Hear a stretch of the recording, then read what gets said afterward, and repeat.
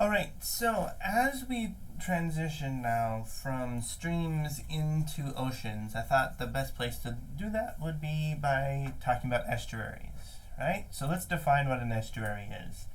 It's the extent of a river valley connected to the ocean that is affected by tidal rise, okay? So, Hudson River, right? Comes down eastern edge of New York here, flows into right at New York City, right? But if you go up the river, when you get a high tide, you get a tidal push of water going upstream. Now that does not mean that there's salt water 153 miles north in the Hudson River, right? What happens is the salt water comes in and it pushes the fresh water up about, the extent to where you can see that is 153 miles in. So the Hudson River is this really weird river that, flows back and forth. It's not just a net flow from upstream to downstream. Now, okay, that's great for the Hudson River, but there's also other rivers that, how much of it is affected by tides, how much of it is in the estuary, really is dependent on how much water, what season it is, and how the geology works. So that can be highly variable given the river. So what we know is estuaries are extremely physically dominated, right? The tides have this huge impact on how the water moves, and there's lots of different complex water movements that we'll talk about that changes their turbidity and that can change the salt concentrations. Now for organisms, this is extremely difficult because all of these things have big impacts on what type of organisms can live where.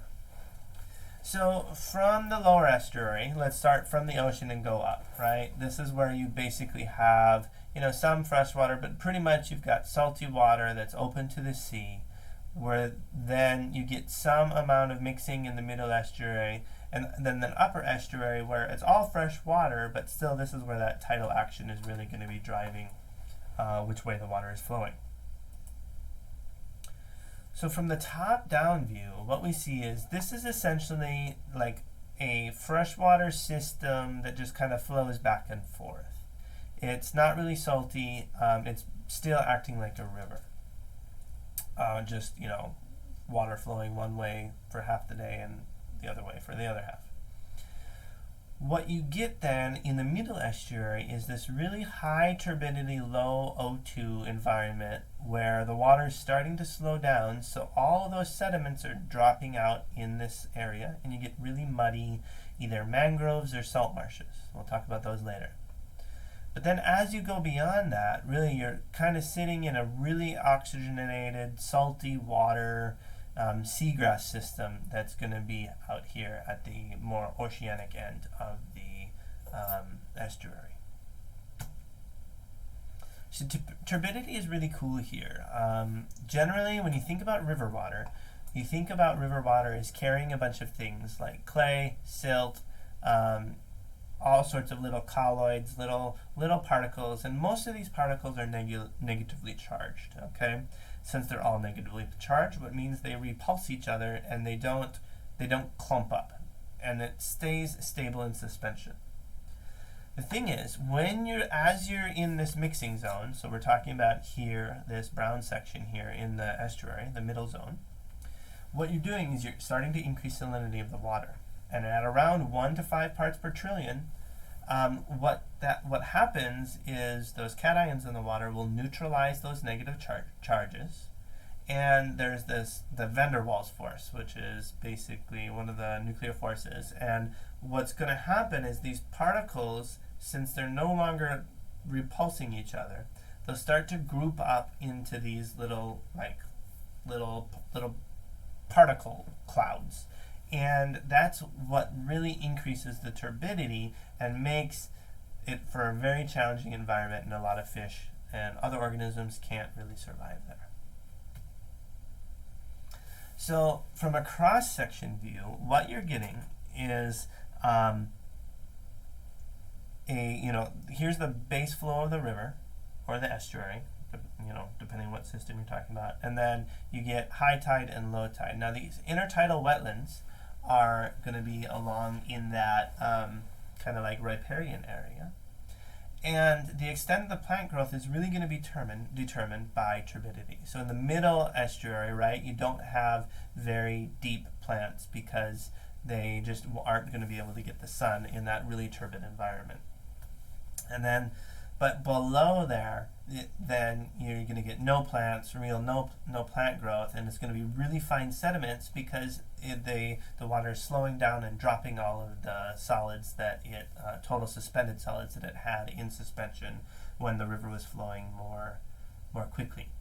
And then because those sediments are going to be so fine, the water will not infiltrate into those sediments, and you're going to have really anoxic sediments right just below the surface. Whereas up at the top, you'll have a little bit coarser sediments. So you get really extreme conditions, right? In any intertidal area, you get basically 2 times per day an aquatic system, 2 times per day a terrestrial system. So what do organisms have to do? They either have to burrow down, and if you're an aquatic organism here in this intertidal thing, you either have to burrow, you have to migrate with the water down into where the water always is, or you just have to tolerate it. You can stay there and have some sort of adaptations that allow you to stay there. We'll talk a little bit more about this kind of thing as we get in the intertidal zones where we're talking about the different oceanic habitats. Another way to think about an estuary is a longitudinal view. So this is upstream, this is downstream. Essentially, this is where the ocean is.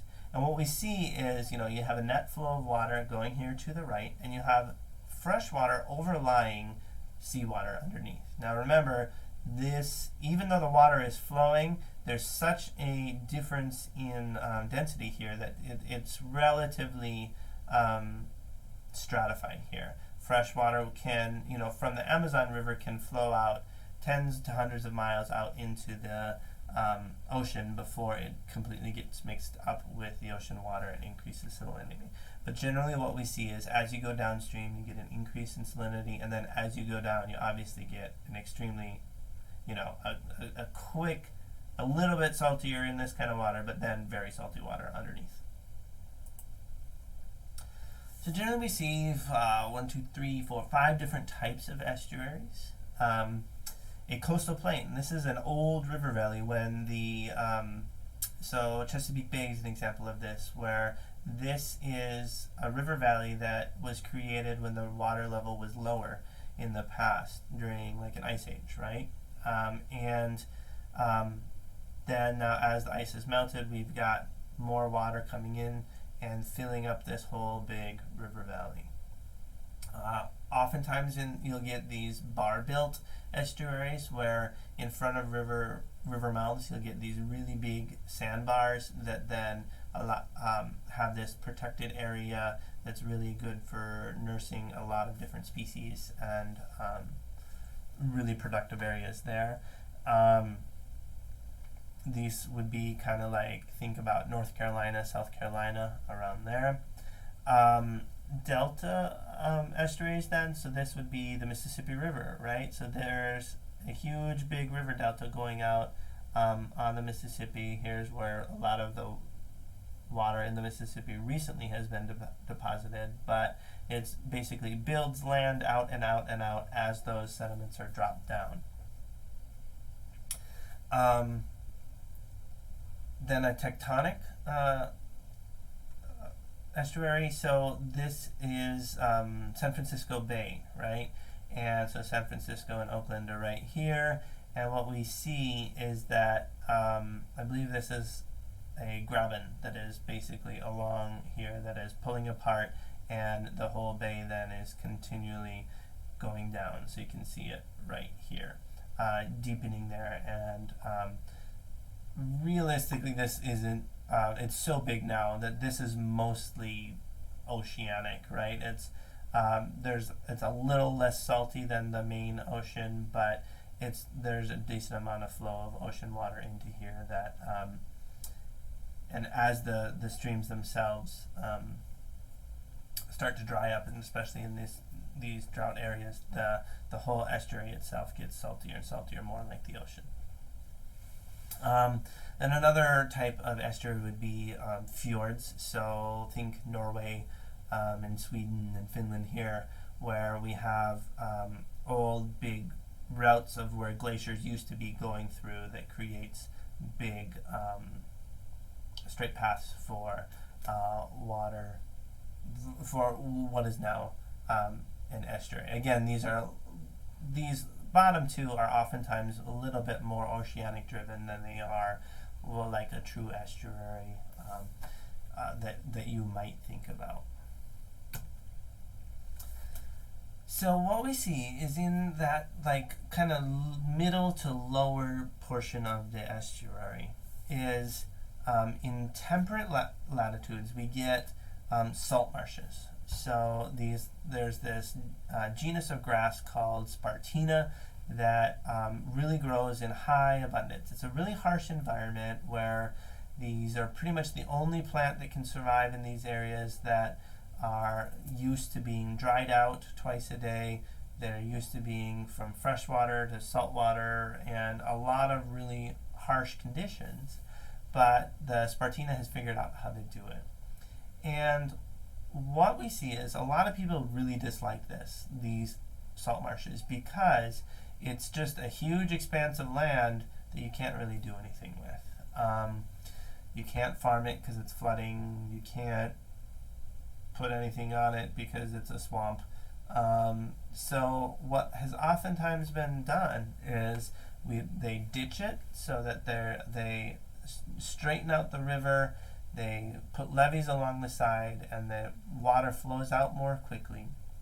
And what you're essentially doing then is not allowing the natural ecosystem to do what it does, which is mitigate storm surges. So it floods more often when you channelize it, and then it is just basically a giant pipe of toxins going into the ocean, whereas it used to have this huge area of grasses that would really remove a lot of those toxins, and you can get a lot of input of toxins into the ocean because of that.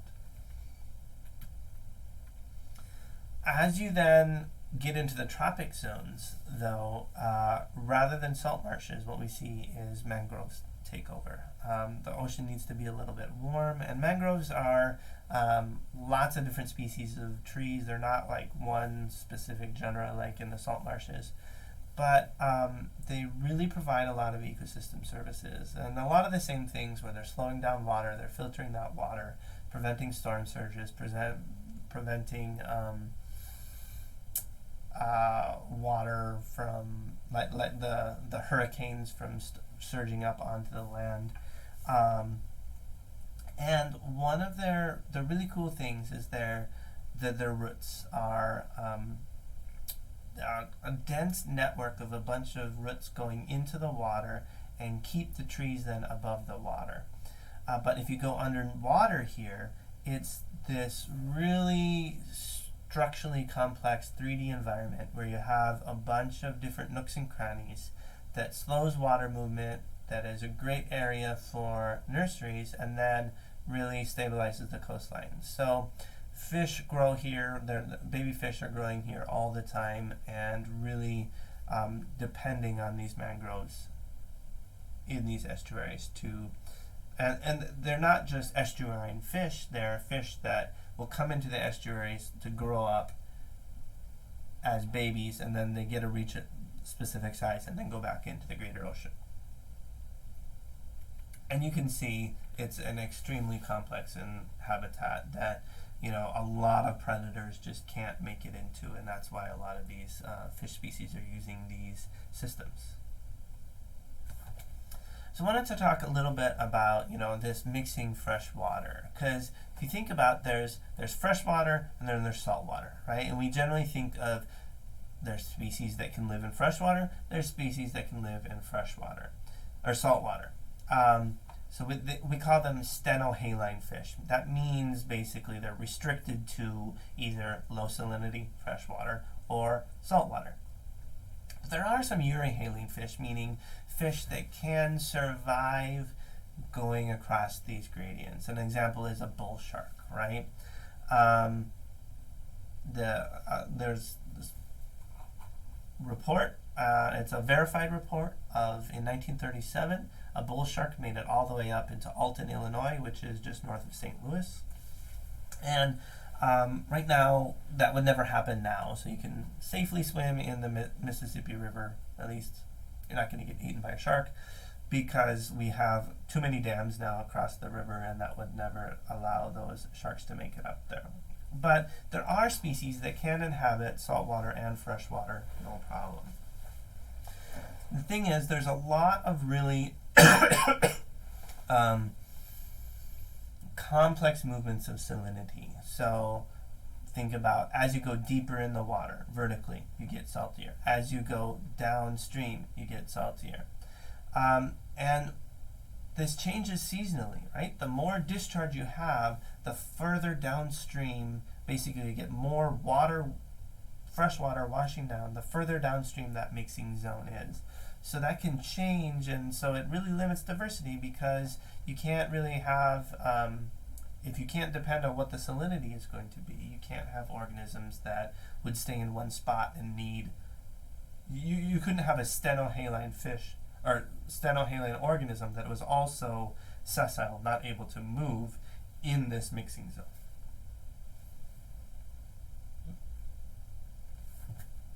So, this is kind of an example here. The more freshwater input you have into the system, the more what you'll get, this like salt wedge estuary, right? Where you have a lot of freshwater input, it's going to overlay, the freshwater is going to overlay the saltwater for quite a ways out into the ocean or down the estuary. Less freshwater input, you'll get kind of more of a tidal impact, and then with very low freshwater input, you just basically get a small stream going in, and then a relatively brackish area where it's all oceanically driven, and this is going to be for low river flows, or small rivers, and estuaries that are relatively shallow.